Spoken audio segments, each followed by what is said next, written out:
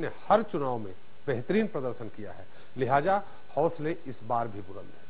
Party उपचुनाव को हल्के से नहीं ले रही है। अपने विधायक के निधन के बाद भी उसके परिवार को टिकट न देकर पार्टी ने स्पष्ट कर दिया है कि टिकट के लिए जीत की गारंटी एकमात्र फार्मूला है। तो वही कांग्रेस ने गरोड सीट से लगातार 7वीं बार सुभाष सजोतिया को अपना उम्मीदवार बनाया है। गरोड की तासीर रही है कि यहां एक बार बीजेपी तो एक बार कांग्रेस उम्मीदवार जीतता रहा है। लिहाजा देखना दिलचस्प होगा कि इस बार गरोड की गुत्थी कौन सुलझाता है। जनता मांगे जवाब में आज इसी पर चर्चा, लेकिन पहले 10 बड़ी खबर।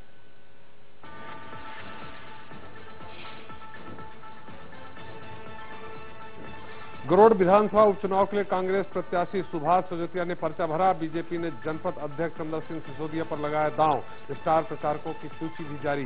जनता मांगे जवाब में आज इसी पर चर्चा। शिवराज कैबिनेट की बैठक में मेडिकल कॉलेजों को मिली मंजूरी। बिरसा, शहडोल और रतलाम में बनाए जाएंगे मेडिकल कॉलेज। 21 जून को मनाए जाने वाले योग दिवस के लिए मंत्रियों को सीएम ने जारी किए निर्देश। 12 जून को शिवराज करेंगे अधिकारियों के साथ वीडियो कॉन्फ्रेंसिंग। छत्तीसगढ़ में भी 17 जून को विधानसभा में लगेगी योग क्लास। छत्तीसगढ़ में अब किसानों को मिलने वाले लोन का 60% कैश और 40% खाद बीज के रूप में मिलेगा। रमन कैबिनेट का बड़ा फैसला। 2 दिनों के दौरे पर आएंगे छत्तीसगढ़ राहुल गांधी। 14 और 15 जून को रायगढ़, कोरबा, जसपुर, सूरजपुर और जांजगीर का करेंगे दौरा। टीएमटी फर्जीवाड़े में फरार छात्रों का एसटीएफ छपवाएगी पोस्टर। सभी मेडिकल कॉलेजों में चस्पा होंगे पोस्टर। ग्वालियर में महिलाओं ने केंद्रीय मंत्री नरेंद्र सिंह तोमर और मंत्री माया सिंह का किया घेराव। शराब की दुकान को हटाने को लेकर महिलाएं कर रही हैं आंदोलन। कोरबा में पुलिस ने सेक्स रैकेट का किया पर्दाफाश। 3 महिलाओं समेत 11 लोग गिरफ्तार। आरोपी नाबालिग आदिवासी लड़कियों को काम के बहाने लाते थे शहर। उज्जैन में इंद्र देवता को मनाने की कोशिश जारी। महाकालेश्वर मंदिर में किया जा रहा पर्जन्य अनुष्ठान। महाकाल से की अच्छी बारिश की कामना। और जबलपुर में भी प्री मानसून ने दी दस्तक। झमाझम बारिश से लोगों को मिली चिलचिलाती धूप और गर्मी से राहत।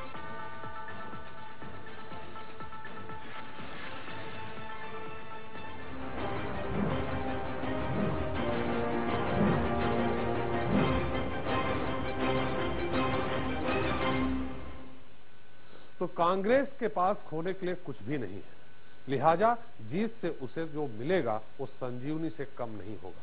पार्टी पुरजोर तरीके से जीत की कोशिश करेगी। खुद अरुण यादव भी गरोड में डेरा डालने वाले हैं, तो वहीं बीजेपी ने भी अपने स्टार प्रचारकों की फेहरिस्त जारी कर दी है। इसके मुताबिक अमित शाह, सुषमा स्वराज, स्मृति ईरानी से लेकर प्रदेश के तमाम दिग्गज प्रचार करते दिखाई दे सकते हैं। हालांकि कांग्रेस के लिए न तो राहुल गांधी आने वाले हैं और न ही सोनिया गांधी। जिम्मेदारी प्रदेश के नेताओं के कंधों पर ही रहेगी।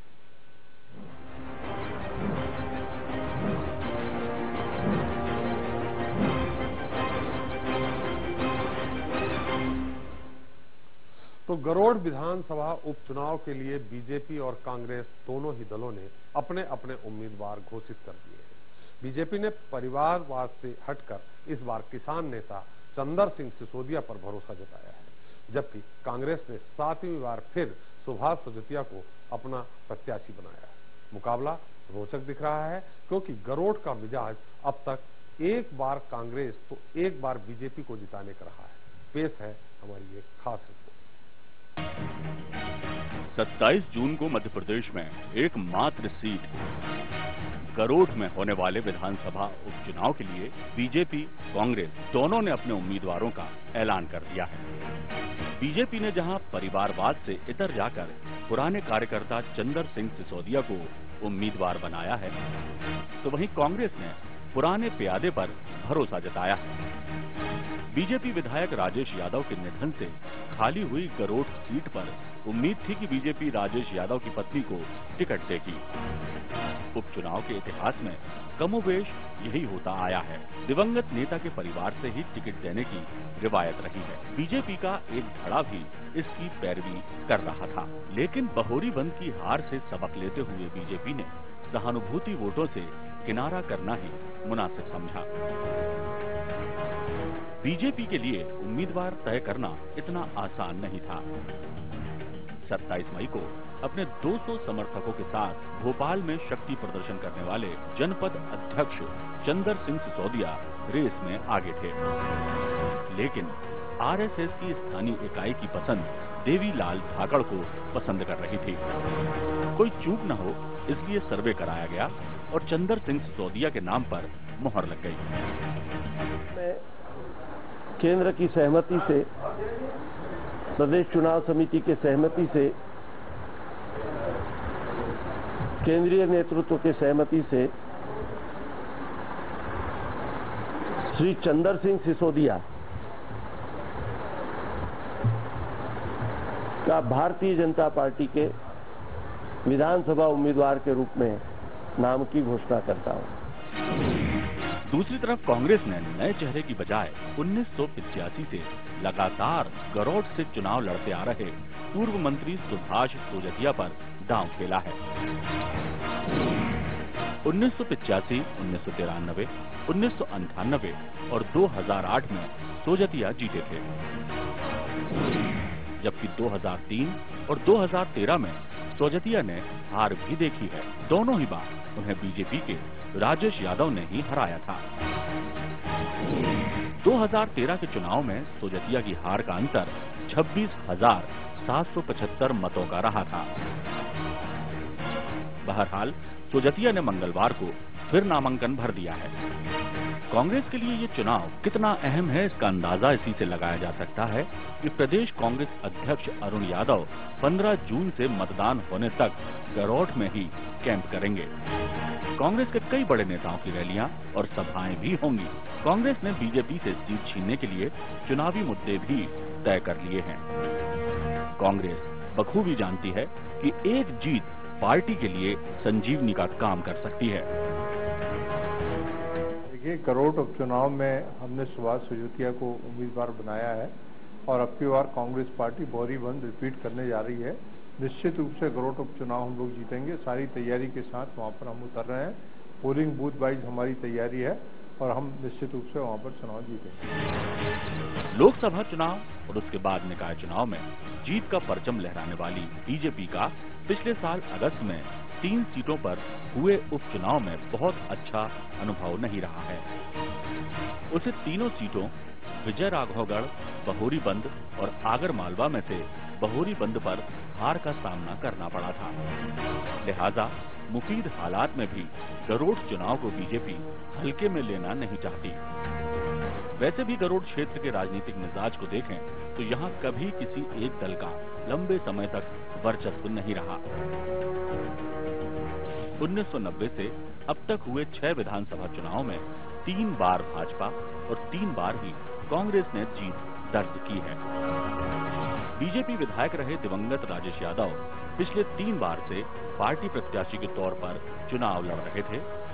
इनमें से 2 बार उन्होंने जीत दर्ज की, लेकिन बीजेपी ने यादव के परिवार में से किसी को टिकट नहीं दिया। ऐसे में राजनीतिक पंडित भी मानते हैं कि सहानुभूति का वोट अपने पक्ष में करना बीजेपी के लिए चुनौती होगी। गरोठ में जिस तरह के उम्मीदवार दिए हैं कांग्रेस और बीजेपी ने, वो कोई बहुत ही जिसको कहा जाए कि ऐसे उम्मीदवार नहीं है कि जो बहुत अप्रत्याशित किस्म के परिणाम दे सकें।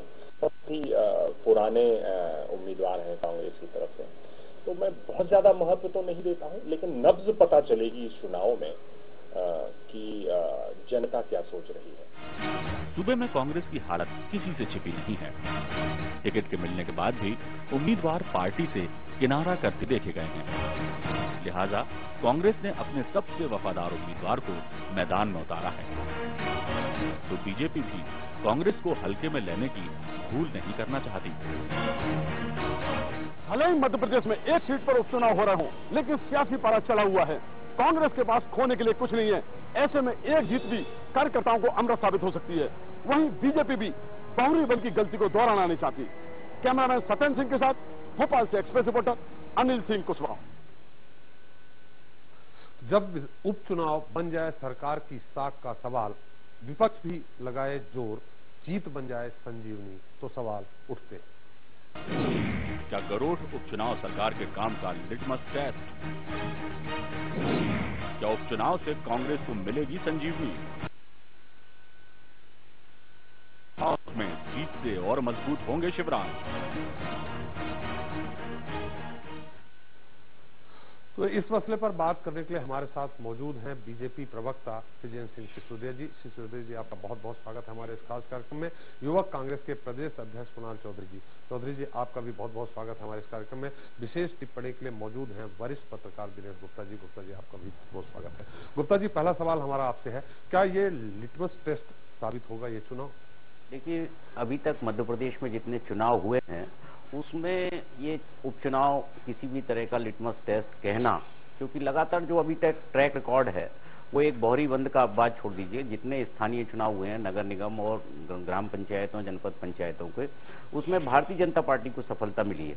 देखिए, कांग्रेस की भूमिका इस चुनाव में या उनके नेताओं की भूमिका इस चुनाव में ये बताएगी कि उनमें अभी भी गुटबाजी है या वो एक हैं। उनकी एकता पर ही ये चुनाव निर्भर करता है। देखिए, आपने जो सवाल उठाया त्रिपाठी जी, वो मुझे याद आता है 2005 का चुनाव जो है, शिवपुरी का बाई इलेक्शन था जिसमें यशोदा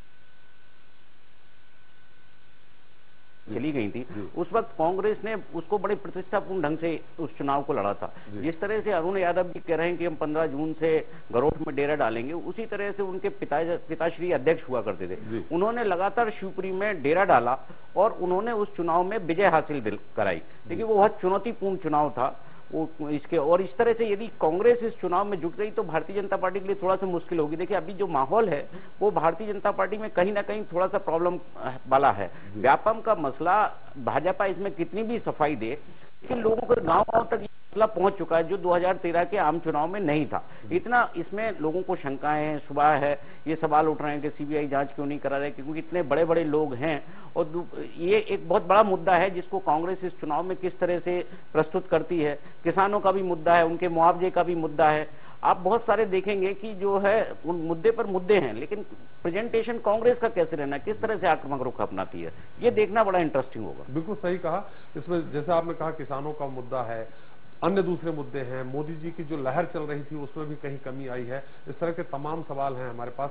सिसोदिया जी, जैसा कि अभी दिनेश जी ने कहा, बिल्कुल फैक्ट भी है, सामने भी है कि बोहरी बंद के चुनाव को छोड़ दिया जाए तो सभी जगह भारतीय जनता पार्टी का ही झंडा फहराया है। सवाल यहाँ ये है कि उपचुनाव सामान्य तौर पे माना जाए, शायद दिनेश जी भी इस बात को मानेंगे कि उपचुनाव जनरली सरकार का उपचुनाव होता है। खरसिया से लेकर अगर नीचे तक प्रतिष्ठापूर्ण चुनाव देखें, बड़ा मलहरा तक देखें, तो सब में जो पार्टी सत्ताधारी दल ही चुनाव जीतती रही है। ऐसे में अगर कहीं जो जिस तरह से परिवारवाद की बात चल रही है, राजेश यादव जी के साथ जो सिंपैथी लहर चलेगी, उसमें कहीं अगर थोड़ा भी गड़बड़ हो गई तो आपके लिए एक बहुत बड़ा झटका होगा। देखिए, इस समय अगर मगर की स्थिति इसलिए नहीं है कि जब चुनाव का प्रारंभ हुआ, एक तो हम हर चुनाव को बेहद सीरियस लेते हैं। टोकन चुनाव लड़ने की आदत भारतीय जनता पार्टी की एक भी नए पे से नहीं है। तो 3-4 कैंडिडेट के नाम थे, आप सबके सामने है, मैं यह दोहराने की आवश्यकता नहीं। माननीय प्रदेश अध्यक्ष जी ने उन चारों कैंडिडेट से बात की, चारों कैंडिडेट को साथ बिठाया और सबने ये स्वीकार किया कि हम चारों एक रहेंगे तभी हमारी ताकत बनेगी। और हम में से किसी को भी पार्टी देगी, हम चारों एक साथ रहेंगे। और अब जैसे ही चंद्र सिंह जी का तय हुआ, कल की जानकारी है तीनों कैंडिडेट चंद्र सिंह जी के घर गए, चंद्र सिंह जी उनके घर गए और कल से लेके आज तक चारों कैंडिडेट एक साथ घूम रहे हैं। इसलिए पार्टी में कहीं इस नाते कोई फर्क आने वाला है ये होने का सवाल नहीं। अब जहां तक कैंडिडेट का सवाल है, हमारा कैंडिडेट वन साइड लोकप्रिय है। आप उनकी लोकप्रियता की कल्पना करो कि जनपद का चुनाव जब लड़े तो उनके क्षेत्र में 6000 मतदाता थे, उनको 4600 वोट मिले, बाकी 4 लोगों में अंदर भटके रह गए। जनपद अध्यक्ष निर्विरोध जीते, बिल्कुल युवा चेहरा है, हमारे संगठन के जिले के उपाध्यक्ष हैं, 3 बार मंडल अध्यक्ष रह चुके हैं, मार्टिन सोसाइटी के डायरेक्टर रह चुके हैं, शिक्षा समिति के। सिसोदिया जी यहाँ प्रत्याशी की छवि बनाने की कोशिश कर रहे हैं, पार्टी की नहीं है कोई। मैं दोनों बात कर रहा हूँ। अब सवाल पार्टी का था। कभी भी ये अगर कोई कैंडिडेट ये सोचता है ना कि प्रत्याशी की छवि को एक तरफ करो, पार्टी की छवि आगे करो, ये चुनाव तो सहयोग का होता है, इसमें पार्टी की ताकत भी रहेगी, प्रत्याशी की ताकत भी रहेगी, मुख्यमंत्री का नाम भी आएगा, प्रधानमंत्री का नाम भी आएगा, हर पक्ष की ताकत होती है। आदमी वोट देने के लिए बहुत सारे एंगल से सोचता है, परंतु आखिरी में जब वो सोचता है कि मेरा नेता कौन, जिसके हाथ में लीडरशिप दूं, तो सीधा वो चंद्र सिंह जी का नाम उसके दिमाग में आएगा, क्योंकि इतना एक्टिव व्यक्ति, इतना बेहतर व्यक्ति दूसरा कोई हो ही नहीं सकता। मैं सुजयते जी का बहुत सम्मान करता हूं, उनके बारे में कुछ नहीं कहना चाहता, मेरे साथी हैं, उनकी प्रशंसा करेंगे, इनको करना भी चाहिए, आए भी इसीलिए हैं, परंतु उनकी उम्र ढल गई भाई साहब, उनके घुटनों में दर्द है, हार्ट की प्रॉब्लम है, ब्लड प्रेशर है, एक व्यक्ति साथ रहता है, 3 घंटे में एक बार गोली खाना पड़ती है, क्या करेंगे ऐसा व्यक्ति तो क्या करेगा, कैसे करेगा? मैं नहीं कर रहा हूँ ना, मुझे उनसे सहानुभूति में किसी को पर्सनल जाता ही नहीं हूँ, मैं कभी नहीं जाता हूँ, परंतु अगर उनको शारीरिक रूप से दिक्कत है, ये जहाँ गए वो पर्सनल नहीं था, नहीं बिल्कुल नहीं था वो, मैं उनसे सहानुभूति रखता हूं। हर 3 घंटे में अगर गोली खाते हैं तो कांग्रेस के नेताओं को उनकी चिंता करना चाहिए। मैं इसलिए कहता हूं कि आप चुनाव तो लड़ा दिए। तो वाकई में आपको बड़ी चिंता, कटारे जी की बीमारी को लेकर एक दिन बहस चल रही थी, तो कटारे जी की बीमारी को लेकर आप चिंतित थे, यहाँ सिसोदिया सर हम सब स्वस्थ बने रहे, देश को हम सबकी आवश्यकता है, लोग सैकड़ों साल तक जिए, ये मेरी इच्छा होती है, और इसीलिए मैं कहता हूँ इस एज में उनको सामने लाना, लड़ाना, क्या कांग्रेस के पास दूसरा कोई कैंडिडेट नहीं था, और नहीं था तो इतनी खराब हालत कांग्रेस की क्यों हुई, ये विचार करने का समय है सर। ये विचार नहीं, हम गारंटी कह रहे हैं इस चुनाव को दुनिया की ताकत हमको नहीं हरा सकती, हम डंके की चोट जीतेंगे, पर कांग्रेस को कैंडिडेट तो लाने के पहले कम से कम सोचना चाहिए। बिल्कुल, एक कैंडिडेट की जहां तक सिसोदिया जी बात आई, हम कुणाल जी के पास बाद में जाएंगे। आप चूंकि बोहरीबंद में आपने प्रभात पांडे जी के बेटे को टिकट दिया था, जिसका रिजल्ट अच्छा नहीं था, इस कारण कहा जा रहा है कि राजेश यादव जी की पत्नी को जो बात चल रही थी, उनके परिवार से बात चल रही थी, इसलिए इस बार आपने कैंडिडेट बदला है, क्या ऐसी कुछ रणनीति रही है? सर चंद्र सिंह जी का अधिकार नेचुरल बनता था जी। जब हमारे यादव जी चुनाव लड़े थे पिछला चुनाव, तो चंद्र सिंह जी उनके चुनाव संचालक थे, इसके पुराने वाले चुनाव में भी संचालक थे, 2 नगर पालिका नगर पंचायत के चुनाव हुए उसके चुनाव संचालक थे। तो अगर नेचुरल कैंडिडेट को कोई देखो तो चंद्र सिंह जी नेचुरल कैंडिडेट था। जो प्रत्याशी होता है उसका चुनाव संचालक सेकंड नंबर का लोकप्रिय व्यक्ति माना जाता है, क्योंकि पूरी कमान उसके हाथ में होती है, एक तरह से प्रत्याशी के बाद उसकी मान मर्यादा सब कुछ रहती है, सब कुछ उसके हाथ में होता है। इसलिए बेसिक कैंडिडेट वही था, नेचुरल कैंडिडेट था, सर्वे उनके पक्ष में था, और बाकी 3 लोग भी जितने थे, मान लो यादव जी का परिवार भी, जो कि चंद्र सिंह जी उनके बहुत निकट रहे हैं, यादव जी के एक तरह से बाएं हाथ कहे जाते रहे हैं, तो इसलिए वो भी एक तरह से मन से बना हुआ था और वो भी उनके साथ। बिल्कुल सिसोदिया जी हमारे पास जरूर आएंगे, फिर से हम सवाल लेंगे और ये जरूर पूछेंगे कि एक तरफ तो कांग्रेस अपने प्रदेश के नेताओं पर निर्भर है, दूसरी तरफ आपको अमित शाह, स्मृति ईरानी सबको लाने की क्या जरूरत पड़ी। लेकिन कुणाल जी, जैसा कि दिनेश जी ने सवाल उठाया कि क्या इस चुनाव से ऐसा कुछ लग रहा है कि गुटों में बटी कांग्रेस में थोड़ा सा एकता होगी? देखिए, स्पष्ट रूप से कांग्रेस पार्टी एकता के साथ ये चुनाव लड़ेगी और मजबूती के साथ ये चुनाव जीत के आएगी। जो बातें सिसोदिया जी कर रहे थे, जो बातें गुप्ता जी ने करी, मैं स्पष्ट कहूं ये चुनाव ना कांग्रेस और बीजेपी का है, ये चुनाव गुप्ता जी ने यह सवाल उठाया है कि जो जिस तरह वो दिख रहा है, एक राजनीतिक विश्लेषक जिस रूप में देख रहा है कि कांग्रेस किस तरह से बटी नहीं, चलिए हम मान लेते हैं, अपने शब्द वापस लेके, कमलनाथ जी अलग जा रहे हैं, ज्योतिरादित्य जी अलग जा रहे हैं, दिग्विजय सिंह जी अलग जा रहे हैं, ये खेल हो रहा है, वो उसमें कमी आएगी क्या? हो सकती है ना, तो इस तरह का है, एक साथ एकजुटता के साथ मजबूती के साथ कांग्रेस पार्टी चुनाव लड़ रही है और पूरी ताकत के साथ जीतेगी, क्योंकि ये चुनाव बीजेपी कांग्रेस का नहीं, एक संवेदनहीन सरकार वर्सेस उस ग्रामीण क्षेत्र के कार्यकर्ता का है, उस ग्रामीण व्यक्तित्व का है जो अच्छे दिन को ढूंढ रहा है, उस गांव के व्यक्ति का है जिसकी फसलों की कीमतें इन्होंने खत्म कर दी है, उस व्यापम के पीड़ित का है जो कहीं ना कहीं अपना रोजगार जो इन्होंने खाया उसके खिलाफ लड़ाई लड़ रहा है। ये चुनाव उस व्यक्ति का है, उस गरीब जनता का जो 140 रुपए किलो दाल खरीद रहा है, और उस जनता का है जो मतलब आपका कि जनता चुनाव लड़ेगी, आपकी पार्टी नहीं लड़ रही। पार्टी के पीछे जनता के साथ और जनता के नुमाइंदे की ये जनप्रतिनिधि का चुनाव है और ये तय तौर पे हर जनता कांग्रेस के कार्यकर्ता के रूप में चुनाव लड़ेगी, क्योंकि वो अच्छे दिन को ढूंढ रही है कि कहां धान की कीमत 5,000 से 1,300 रुपए क्विंटल हो गई, कहां गेहूं का बोनस छीन लिया गया, कहां जाके सोयाबीन की कीमत कुणाल जी हमारा सवाल दूसरा है। कुणाल जी हमारा सवाल यह है कि मतलब यहाँ कांग्रेस अपने पॉजिटिव वे में नहीं, जो भाजपा का निगेटिव है उसको लेके आ रही है। देखिए, जनता चुनाव जो लड़ती है, जनता के साथ चुनाव लड़ा जा रहा है और जनता के बीच में जनता के मुद्दों के साथ कांग्रेस पार्टी चुनाव लड़ेगी।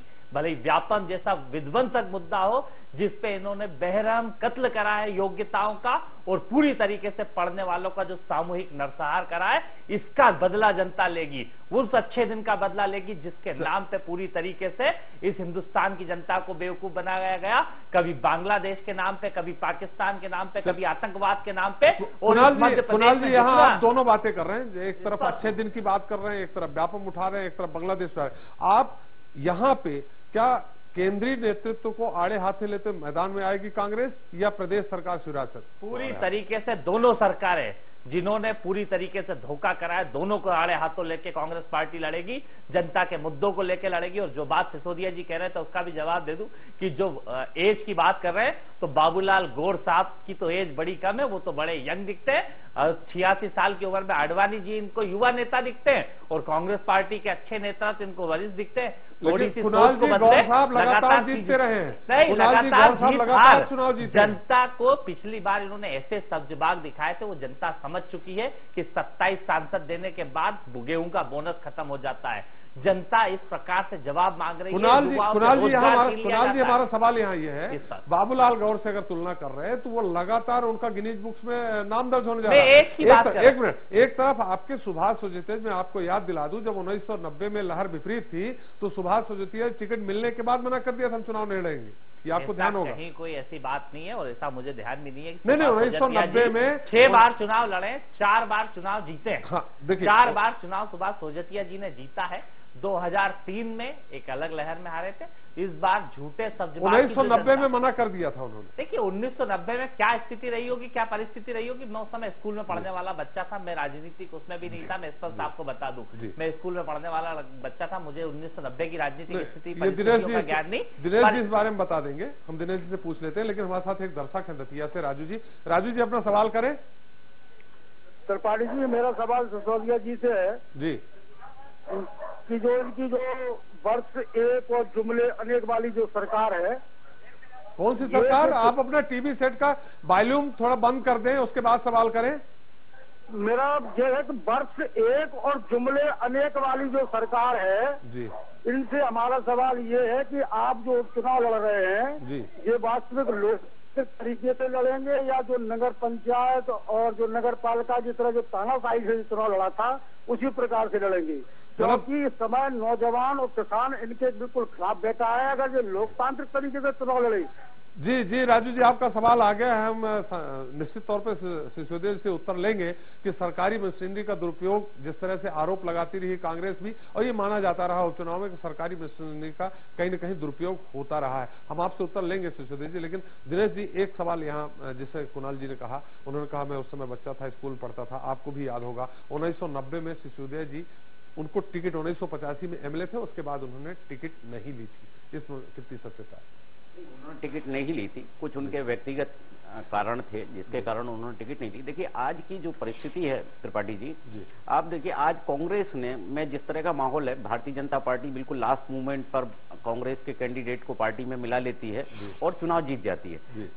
इस वक्त उनको जो है कांग्रेस ने बड़ा एहतियात, सबसे जो भरोसेमंद आदमी उनके पास जो कैंडिडेट था वो सुभाष सोजतिया को उन्होंने मैदान में उतारा है, जिसमें ये गुंजाइश नहीं है कि कोई दल बदल होगा या किसी तरह का कोई जो है कोई हैंडशेकिंग कुछ होगी उस तरह। इसलिए कहा जा सकता है कि वो 90 का जो भी घटनाक्रम था वो आज 2015 में वो उसको उस तरह से नहीं है। और जहां तक देखिए क्या है कि मैंने सुन रहा था सिसोदिया जी की बात, बड़े ध्यान से सुन रहा था।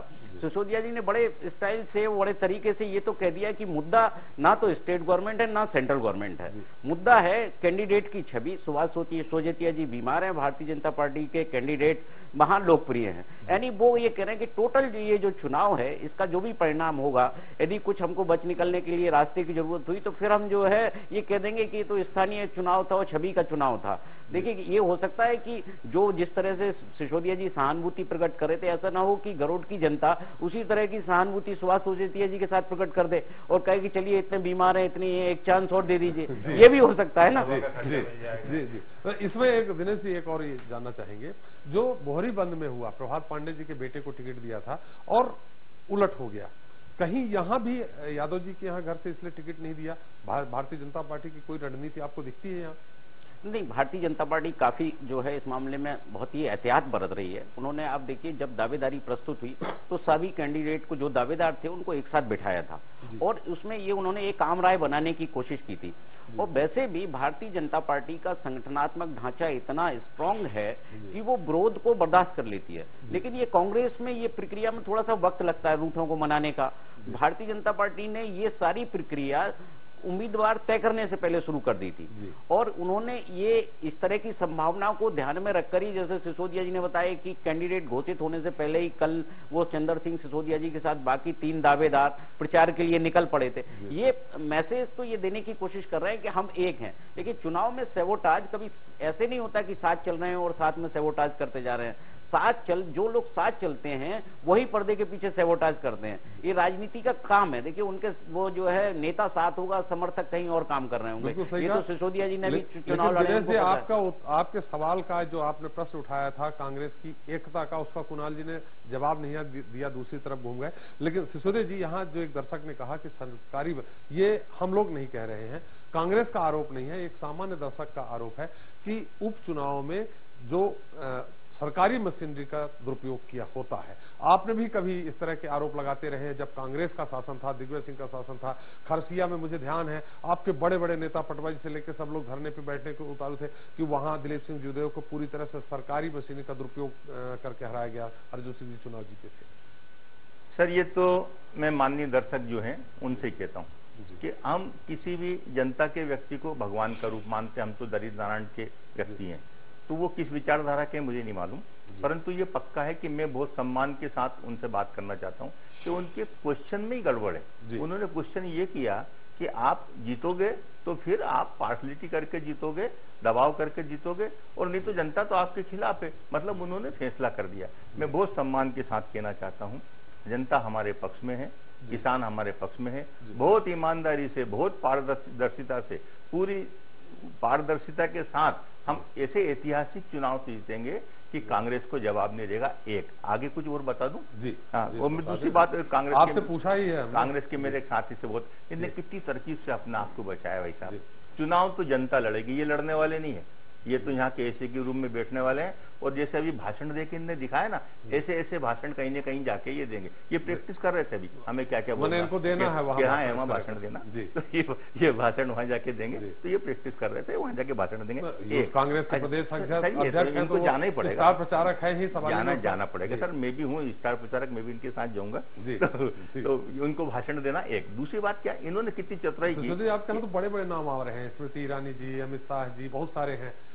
सर हमने इनके तो है ही नहीं, इस तरह बेचारे 3-4 लोग ही हैं। इनके पास लोग नहीं है ना। और ये राज्य में भाई साहब बुरा मानेंगे इसलिए नहीं बोल रहे, राहुल गांधी को तो, सोनिया इंदिरा गांधी को तो बुलाते ही नहीं है, जो वो यहाँ जाते हैं वहाँ हार जाते हैं सोनिया गांधी को, इसलिए इनको मालूम है इनको बुलाना ही नहीं है, बुलाएंगे तो और सीट हारेंगे। ये तो अपनी दम पे जो कुछ करना चाहते हैं, इनने अपनी दम भी छोड़ दी।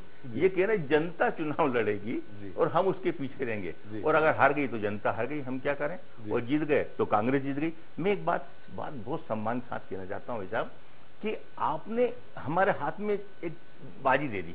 आप तो कोई पॉजिटिव वे लेके लड़ी रहे हो, आप तो हमारी नकारात्मक बातें जो आपने गिनाए उनको लेके लड़ने वाले हो, उनको लेके। अब मामला सिर्फ इतना है कि उनको आप जनता में कहोगे हमने गड़बड़ की, हमने बेईमानी की, हमने भ्रष्टाचार करा, हम ये सिद्ध कर देंगे ये भ्रष्टाचार नहीं है, ये बेईमानी है नहीं है, हम इसमें पॉजिटिव है। जनता फैसला कर देगी। आपने तो हार तो अपने आप स्वीकार ही कर ली, क्योंकि हमारे पास तो न्यायालय के आदेश है। इसलिए कांग्रेस का चुनाव लड़ने का तरीका ही गलत है। बीजेपी की मैं बेसिक बात बताता हूँ, आप सलाह दीजिए ना कांग्रेस। मैं बता रहा हूँ इनको ऐसे करना चाहिए। जिस दिन से हमारे यादव जी नहीं रहे और उसी दिन से हमने पहली शोक सभा के बाद हमने वहां बैठक की एक एक शक्ति केंद्र पे, एक एक ग्राम केंद्र पे हमारे लोग पहुंचा दिए। आपको मालूम है सर, इनसे मैं पूछूंगा, आप पूछ लेना कितने बूथ हैं, आपको सोचना पड़ेगा, इनको बूथ बताने में सोचना पड़ेगा। तो ज्यादा बेहतर होगा। हाँ सर, मैं आपको बताऊं ताकि बताने में सुविधा हो जाएगी। 261 बूथ हैं सर टोटल मिला के वहाँ पे। कुणाल जी को नॉलेज है आ गया, मेरे को पहले ही मालूम है बूथ सर। मैं प्रदेश के बूथ मालूम है। मैं कुणाल जी का सम्मान क्यों रखना चाहता हूँ कि युवा नेता अगर मैं इनको होपलेस करूंगा तो ठीक नहीं सर। मैं हम तो सबके साथ देने वाले हैं, और प्रवक्ता के नाते अगर कोई मेरे बगल में बैठता तो वो मेरी फैमिली का। सिसोदिया जी, एक हमारे साथ दर्शक मंदसौर से ही है, यशवंत राका जी, जो अपना सवाल करना चाह रहे हैं। यशवंत जी, आपका स्वागत है इस कार्यक्रम में, अपना सवाल करें। हाँ सर, मेरा सवाल बीजेपी प्रवक्ता से है जी कि गरोठ में जो उपचुनाव में जो टिकट दिया गया है सर जी चंदर सिंह जी सिसोदिया को जी, और क्या भाजपा ने संघ को ठेंगा तो नहीं दिखाया है कि देवीलाल धाकड़ को टिकट नहीं दिया इनने? चलिए, लगता है आपको थोड़ा सा देवीलाल धाकड़ को टिकट न मिलने पे आपको कहीं रंज है। हम निश्चित तौर पे सिसोदिया से उत्तर लेंगे, फिर हम चलेंगे कुणाल जी के पास कि आखिर जब ये मध्य प्रदेश में भारतीय जनता पार्टी लगातार जीत की हैट्रिक बना चुकी है, कांग्रेस लगातार मुंह की खा रही है, उसके बाद भी आपके सोनिया जी या राहुल जी गरोठ उपचुनाव में आना क्यों मुनासिब नहीं समझ रहे। लेकिन वक्त हो चला है छोटे से ब्रेक का, ब्रेक के बाद भी चर्चा जारी रहेगी। आप कहीं मत जाइएगा, हम जल्द हाजिर होंगे आपके लिए।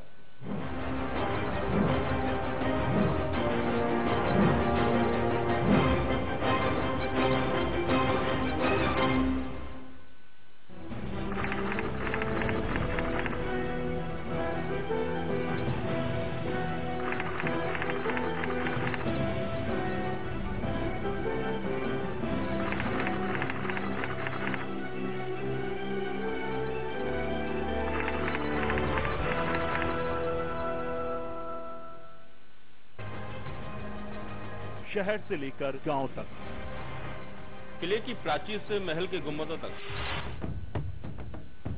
आपको रखे सबसे आगे, सबसे तेज।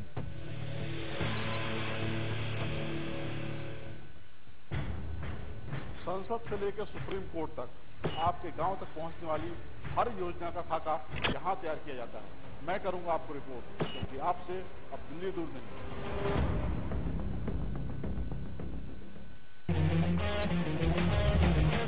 हम हैं सच के साथ, हम करते हैं बातें साफ, हर खबर पक्की खबर सिर्फ न्यूज एक्सप्रेस पर।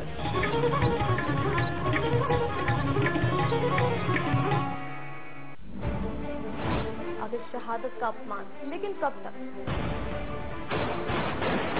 अरे तो मत करो ना भाई, सीएम को हमको क्यों बता रहे हो, पुलिस को मत करो, घर में भरे रहो, हमसे क्या मतलब है, करो या ना करो।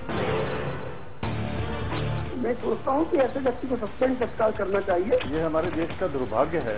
मंत्री को अपना स्पष्टीकरण देना चाहिए। तरह का बयान ठीक नहीं। मार्फत सेक्टरों को बचाने का प्रयास किया जा रहा है। सीधा आप बोल रहे हैं, आपको कहता मैं शहीद की पत्नी ने तो कहा कि जिस पर बीती वही दर्द जानता है।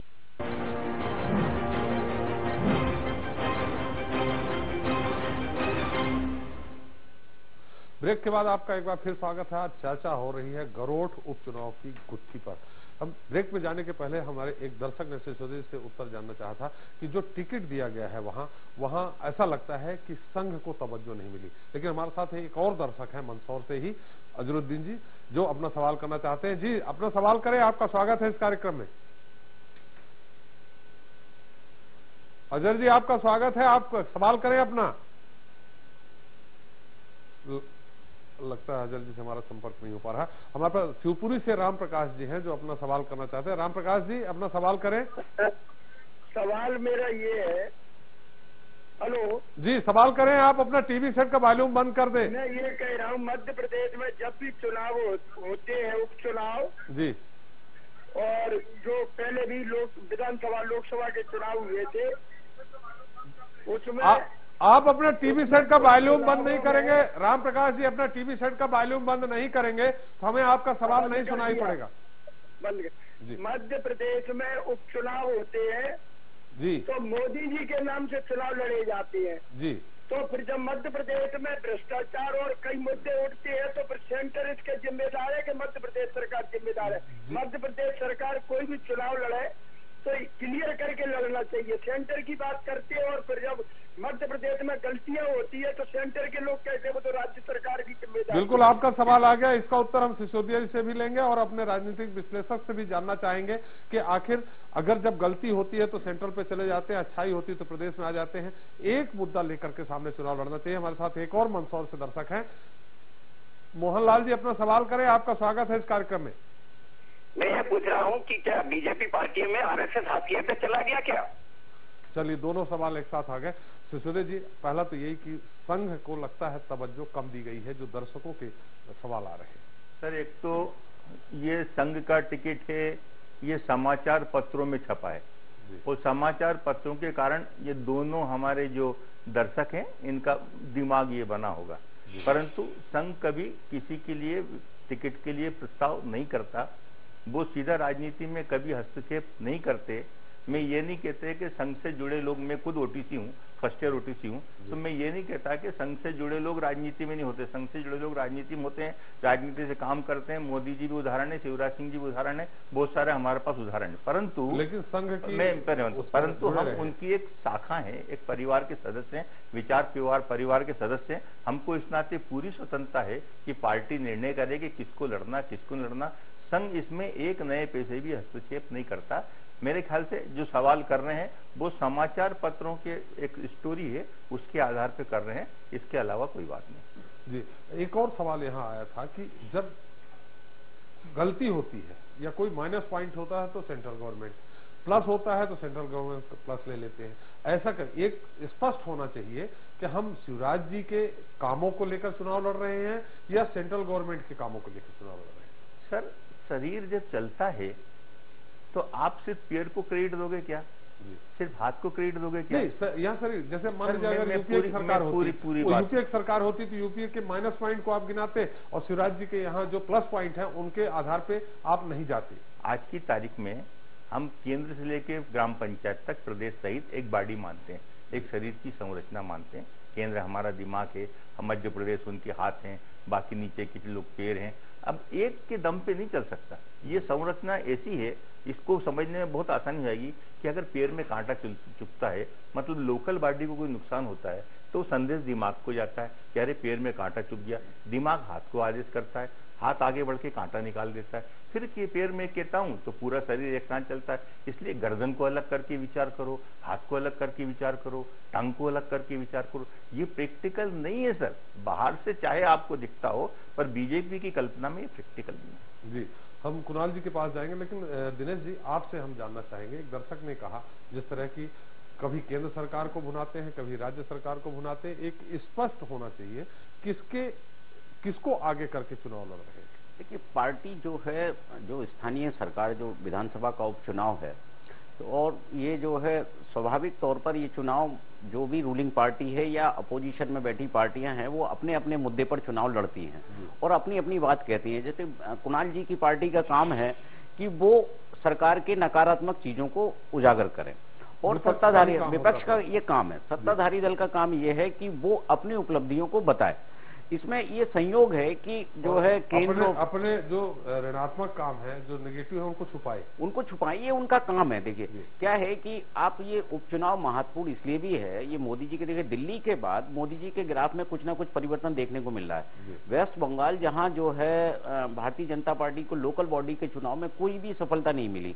देखिए वो कहीं ना कहीं इसलिए कुछ घटनाक्रम है, धीरे धीरे आप यूपी में चुनाव हुए, उसमें भी यूपी के बाई इलेक्शन में रूलिंग पार्टी को फायदा हुआ और भी कुछ राज्यों में उपचुनाव हुए, वहां जो रूलिंग पार्टी थी उनको फायदा हुआ है। तो वहां लोकल चुनाव में बेसिकली जो मुद्दा, जो भी सत्ताधारी दल है उसका प्रभाव ज्यादा रहता है। वो केंद्र सरकार में वो चूंकि इन्होंने, जैसा अभी सिसोदिया जी ने कहा कि एक शरीर की संरचना है, एक हाथ है और दिमाग केंद्र है, तो वो देखिए जो भी अमित शाह या स्मृति ईरानी वगैरह जो भी स्टार प्रचारक हैं वो दबाव बनाने के लिए यहाँ आ रहे हैं और उनको कहीं ना कहीं केंद्र की शाख का भी उनको लग रहा है कि इस पर मोदी जी की शाख पे फर्क पड़ेगा, क्योंकि आने वाले दिनों में बिहार चुनाव की आप देखना रिहर्सल चल रही है। भारतीय जनता पार्टी के खिलाफ बहुत सारे दल एक हो गए हैं। देश की राजनीति की पूरी दिशा भारतीय जनता पार्टी ने बदल दी है।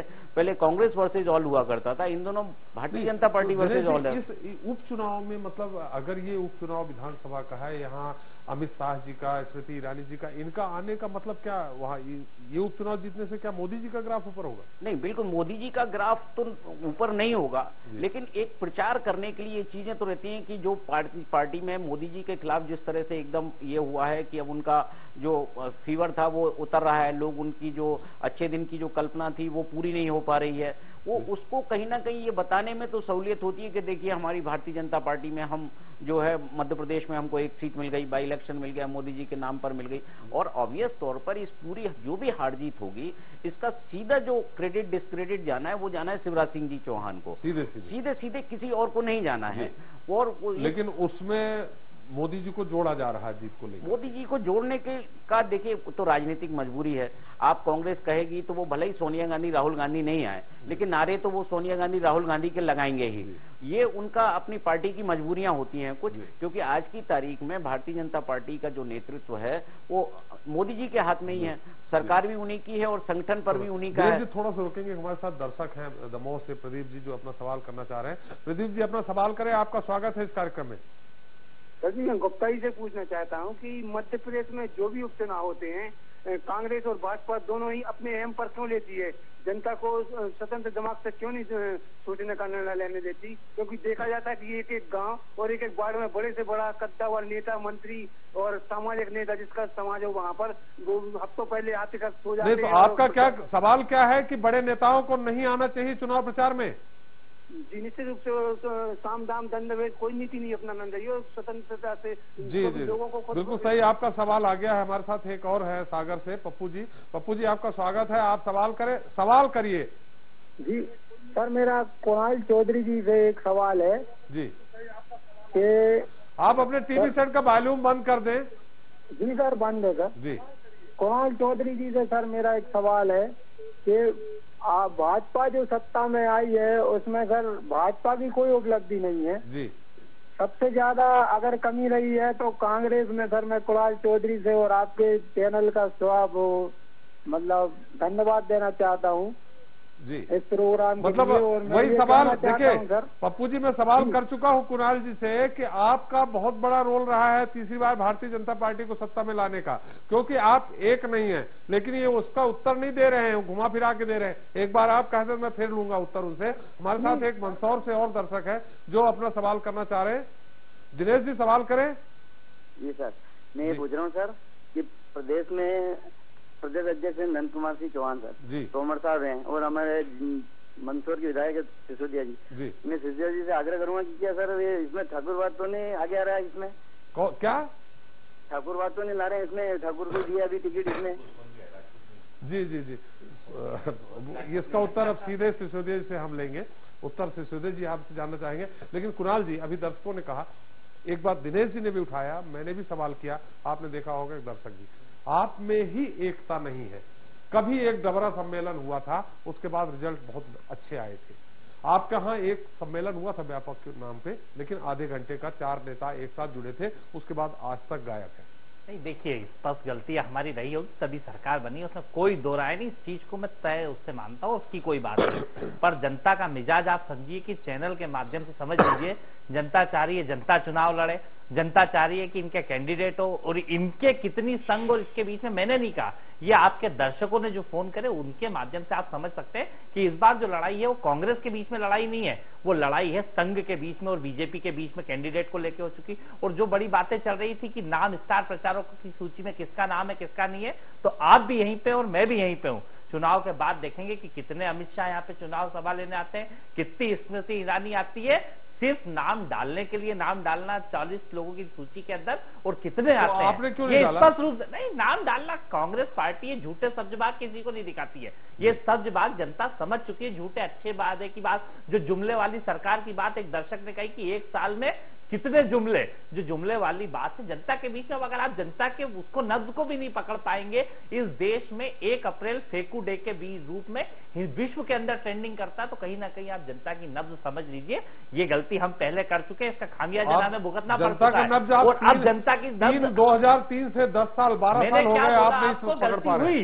जब हम नहीं समझ पाए तो हमारी ये स्थिति आई। आज आप 12 साल तक, हाँ बिल्कुल, मैं स्पष्ट हूँ कि समझ जाते तो हम कहीं ना कहीं गलतियां हुई, मान ली। अब इसके बाद आज अगर ये नहीं समझ रहे हो तो ना समझे, ये चुनाव कांग्रेस पार्टी जीतेगी, उस गरीब के पेट के लिए जीतेगी कहीं ना कहीं, जिसके साथ इन्होंने धोखा करा है, जो 140 रुपए की दाल खरीद के आज पूरी तरीके से शर्मसार हो रहा है। और यहाँ कुणाल जी हमारा सवाल यह है कि अगर ऐसा उपचुनाव है जो आपको संजीवनी दे सकता है, तो यहाँ पे अगर राहुल जी आ जाते, सोनिया जी आ जाती, तो हो सकता है उसका असर कुछ और होता। तो क्या उनके पास इतना भी टाइम नहीं है कि यहाँ मध्य प्रदेश में एक बार फिर कांग्रेस को अभी सोनिया जी उसी क्षेत्र में आई थी जब किसानों के साथ ओलावृष्टि हुई, 1 रुपया केंद्र सरकार ने नहीं दिया, वो मुआवजे का किसान इनसे जवाब मांग रहा है, और उसके आंसू पोंछने सिर्फ सोनिया गांधी इस देश के अंदर, इस मध्य प्रदेश के अंदर आई थी। शिवराज जी ने 500 करोड़ की घोषणा करी थी, और 4 लाख किसानों में 500 करोड़ की घोषणा करी थी कि 125 रुपए मिलेगा एक किसान को, और वो भी नहीं दिया। आज वो किसान ही लड़ाई लड़ रहा है, और पूरी तरीके से सोजतिया जी इस चुनाव को इतने भारी मार्जिन से जीतेंगे कि आप देखेंगे। और पूरी ताकत के साथ जिस प्रकार से इन्होंने फर्जी वोटर लिस्ट पर काम किया था, उसको भी हमने सही कराने का काम कर दिया। जब से उपचुनाव की बात कर रहे हैं, यूथ कांग्रेस ने एक बूथ के ऊपर 261 जो बूथ है, सब बूथों के ऊपर एक कमेटी बना रखी है, और वोटर लिस्ट में सही कराने का काम करा रखा है। ये स्पष्ट आपको बता दूं कि आपके 10,000 करीब फर्जी वोट बैंक जो था वो खत्म हो चुका है। ये चुनाव कांग्रेस पार्टी मजबूती के साथ। तो मतलब आपका आरोप है कि बिल्कुल स्पष्ट आरोप है, तीसरी बार सरकार भारतीय जनता पार्टी ने फर्जी वोटों के माध्यम से तय तौर पे 1 करोड़ 6 लाख वोट बढ़ा है। सेंसेक्स अगर देखेंगे 29.5% हिंदुस्तान, यहाँ का मध्य प्रदेश का वोट बैंक बढ़ा, जबकि एवरेज हिंदुस्तान का ग्रोथ रेट है 4 से 7% का।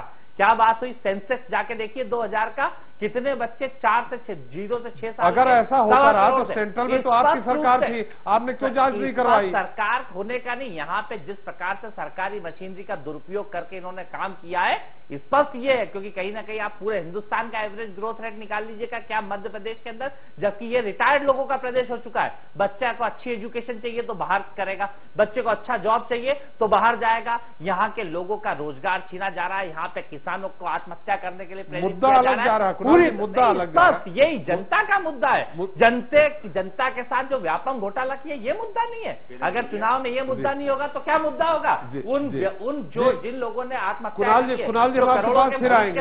हमारा सवाल था राहुल जी या सोनिया जी आ जाते, आपने कहा आई थी और है में बहुत अंतर होगा। बात की दुनिया, आप भी यही है। चुनाव के अगले दिन मैं और आप भी चर्चा करेंगे कितने अमित शाह आते हैं और कितनी स्मृति ईरानी आती है। ये आप इस चैनल पे ऑन रिकॉर्ड में बोल रहा हूं, अगर आए तो फिर आप बात करिएगा, नहीं आए तो मैं आपसे बात करूंगा कि ये सब्जबाज दिखाने की आदत चैलेंज है मेरा। निश्चित तौर पर सिसोदिया जी अब उनको जरूर बुलाएंगे, निमंत्रण जरूर, नहीं भी आ रहे होंगे तो वो जरूर आएंगे। हमारे साथ एक और दर्शक है, बिल्कुल जी एक और दर्शक है जो अपना सवाल करना चाह रहे हैं। चंद्रकांत जी अपना सवाल करें। हमारा सवाल चौधरी जी से है जी। ये बोलने से कुछ नहीं होता है, उनको ये सब काम जमीन पे करके दिखाना पड़ेगा। बीजेपी इसलिए मजबूत नहीं है कि वो बहुत मजबूत पार्टी है, कांग्रेस कमजोर है इसलिए बीजेपी मजबूत है। तो कांग्रेस को ये चाहिए कि जो अभी ये बोल रहे हैं उनको जमीन पे करके दिखाएं। अभी जो पोलिंग बूथ पे अपने कार्यकर्ताओं की इन्होंने बात की है उसको कंप्लीट करके दिखाएं, तभी ये बीजेपी को हरा सकते हैं। बाकी बोलने से तो बीजेपी और मजबूत हो रही है, उनकी जितनी कमियां हैं वो उनका माइनस पॉइंट ना होकर प्लस पॉइंट होती जा रही हैं। बिल्कुल आपका सवाल बीना से आप बोल रहे हैं। बीना से कौन है विधायक आपके यहाँ से, बीजेपी का कि कांग्रेस का? इनको स्वयं कुछ करना पड़ेगा। जी बीना से कौन है विधायक? लगता है हमारा उनसे फोन कट गया। कुणाल जी हम आपसे उत्तर लेंगे। सिसोदिया जी एक बहुत बड़ा यहाँ सवाल उठता है जो किसानों को मुआवजा वाला मामला। अभी तक कांग्रेस का भी आरोप रहा है, जो जानकारी हमारी है कि केंद्र से कोई राहत राशि आपको उपलब्ध नहीं हुई है। अगर कहीं यूपीए की सरकार होती तो अब तक आपके मुख्यमंत्री वहां धरना दे चुके होते, आपके मंत्री वहां पहुंच चुके होते, कदम ताल कर रहे होते। लेकिन जब आपकी ही सरकार है तो आपको ज्यादा मदद मिलनी चाहिए, जबकि मुख्यमंत्री ने अनुरोध भी किया है कई बार। सर एक तो सामान्यतः मेरा विषय अंतर करने का स्वभाव नहीं है जी। जब ये घड़ी चलती है तो मैं ध्यान रखता हूँ, मैं चाहता हूँ कि विधानसभा के बारे में पब्लिक के पास ज्यादा से ज्यादा बात जाना चाहिए। परंतु अब किसानों की बात आई तो मैं आपको एक बात बताता हूँ कि किसान की गरोड़ विधानसभा में भी किसान इसीलिए बताता हूँ कि जो राहत की पैसा बंटना था वो सिर्फ 4 जिलों की बात है, उसमें मंदसौर जिला नहीं आता है।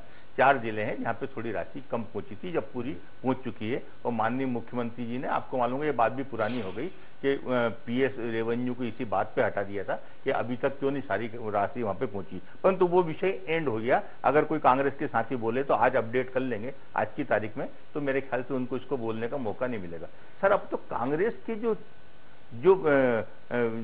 चक्र है उसको समझो। अभी तक तो हमको जनता से लड़ना था, अब सेकंड राउंड में आरएसएस से भी लड़ना है। इन्होंने पहले हमको जनता से लड़ाया, देखा वो जनता और भाजपा की टक्कर रहेगी, अब इन्होंने जनता को माइनस कर दिया। अब जनता जाने उसका काम जाने, अब आरएसएस और भारतीय जनता पार्टी को लड़ना है।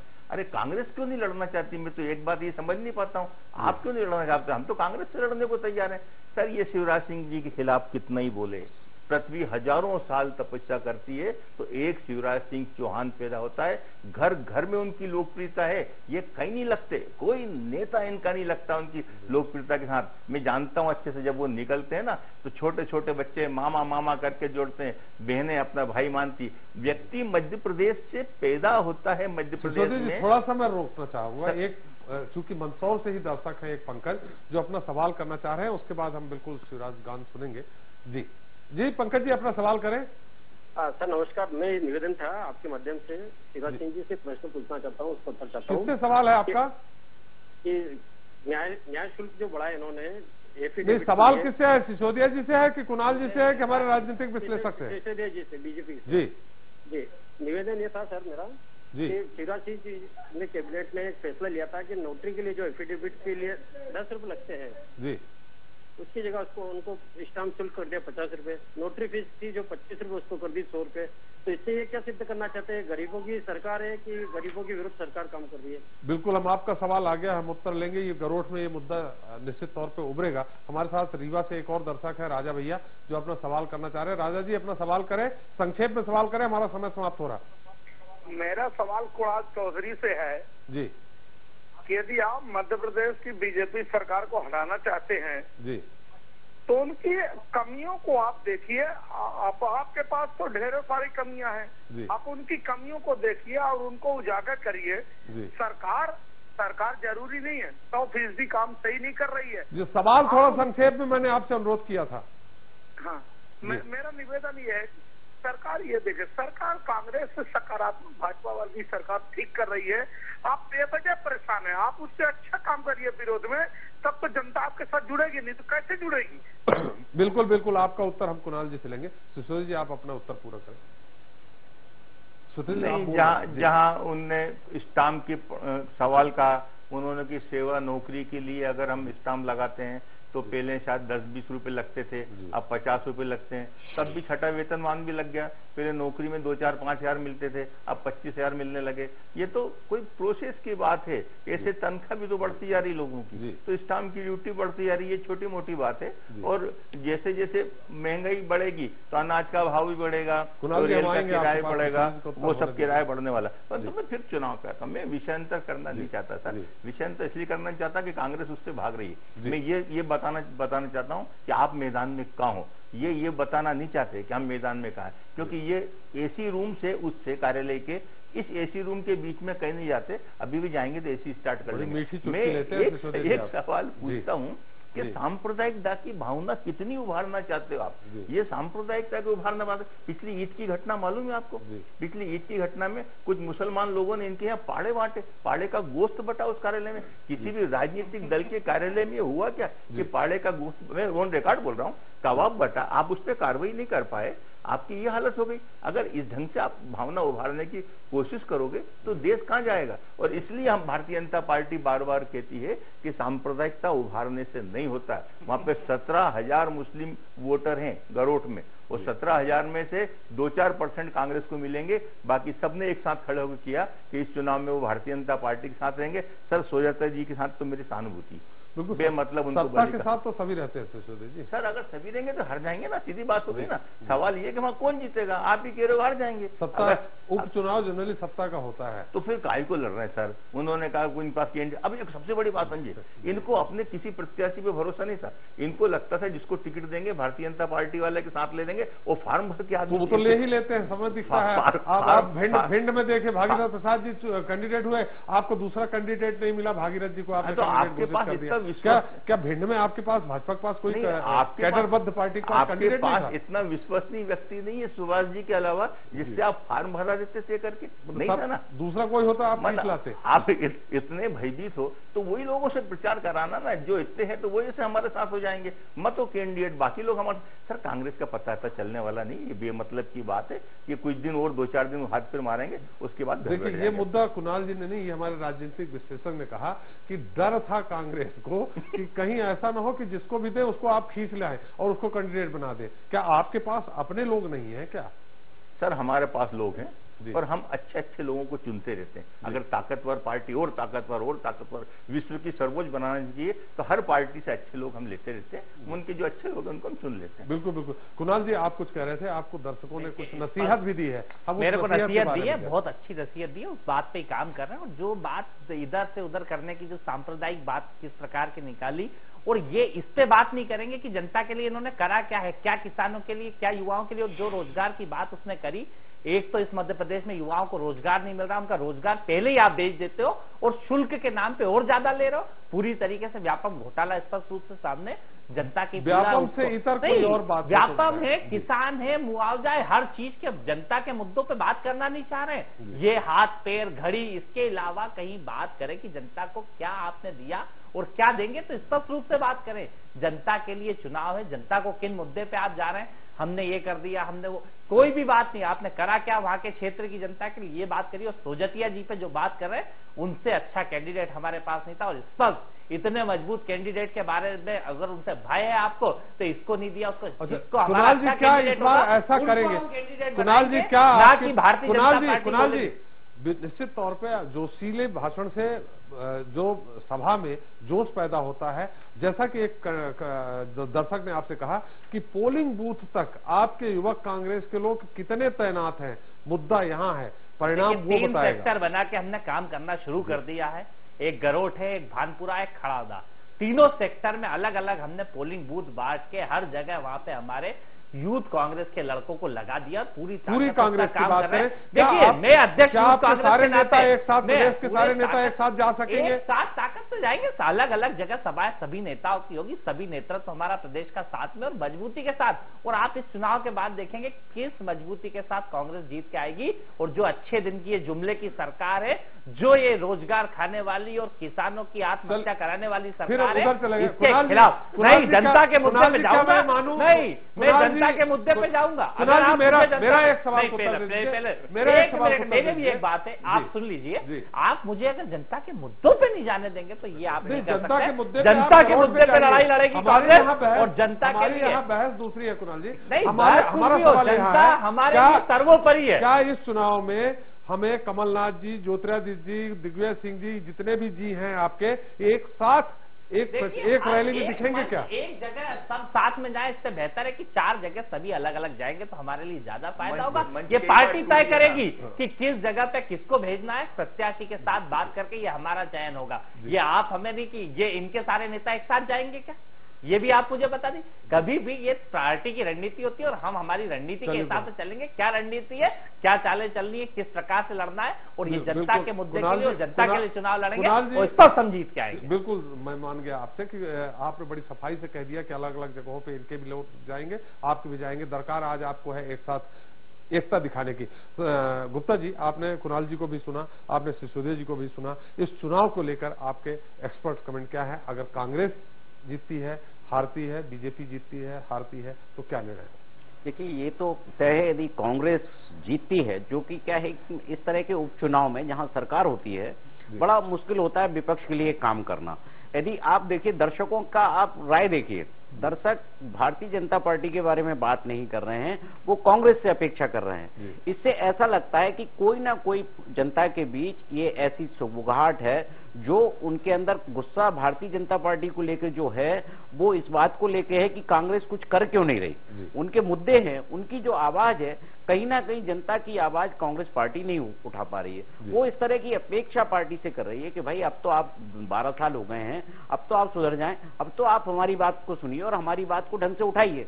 देखिए, ये जो जिस तरह की चीजें आ रही हैं वो भारतीय जनता पार्टी के लिए बहुत ही अलार्मिंग है।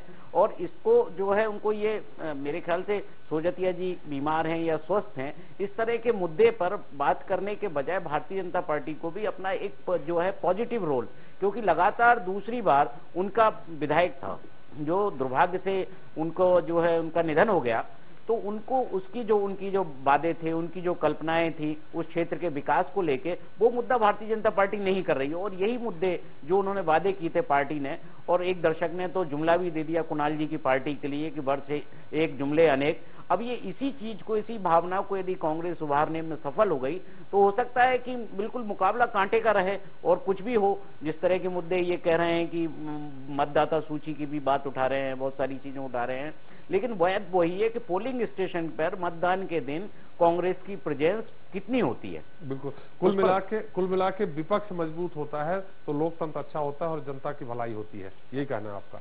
जी जी, तो दिनेश जी, आपने हमारी चर्चा में भाग लिया, आपका बहुत बहुत धन्यवाद। आपने विशेष टिप्पणी की। कुणाल जी, आपका भी बहुत बहुत धन्यवाद। आपको मैं शुभकामना देता हूं कि कम से कम इस बार एक रैली में आपके सारे 4-5 नेता एक साथ हो जाएंगे तो परिणाम दूसरे होंगे। सिसोदिया जी, आपको भी बहुत बहुत धन्यवाद। शिवराज जी, और मजबूत होकर के आए, ये हमारी आपके साथ शुभकामनाएं हैं। तो दोस्तों, आपका भी बहुत बहुत धन्यवाद सिसोदिया जी। तो दोस्तों, प्रदेश में नई सरकार बनने के